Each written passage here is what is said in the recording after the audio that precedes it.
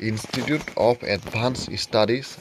in Science and Technology recruitment 2025 ফালৰ পৰা এতিয়া নতুনকৈ ওলাইছে ফেকালিটিৰ কাৰণে কেইটামান পোষ্ট আৰু এই পোষ্টকেইটা ওলাইছে আপোনালোকৰ institute of advance study in science and technology IASST Guwahati recruitment 2025 ফালৰ পৰা আৰু টোটেল পদৰ সংখ্যা হৈছে 7টা পদ ওলাইছে টোটেল 7টা ফেকালিটিৰ কাৰণে পদ ওলাইছে আৰু এই পদকেইটা আপোনালোকৰ এছ'চিয়েট প্ৰফেচৰৰ গ্ৰেড 2 কাৰণে ওলাইছে 3টা পদ আৰু ইয়াৰে UR কাৰণে আছে এটা OBC NCLৰ কাৰণে পদ আছে এটা EWSৰ কাৰণে আছে এটা আৰু এজ লিমিটটো 50 বছৰলৈকে আপোনালোকে ইয়াৰ কাৰণে আবেদন কৰিব পাৰিব আৰু আপোনালোকৰ দৰমহাটো থাকিব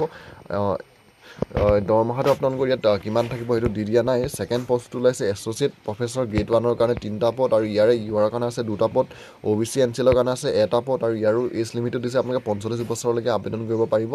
আৰু 3 নম্বৰটো পদটো ওলাইছে এছিষ্টেণ্ট প্ৰফেচৰ গ্ৰেড 2ৰ কাৰণে এটা পদ আৰু ইয়াৰ আপোনালোকৰ দৰমহা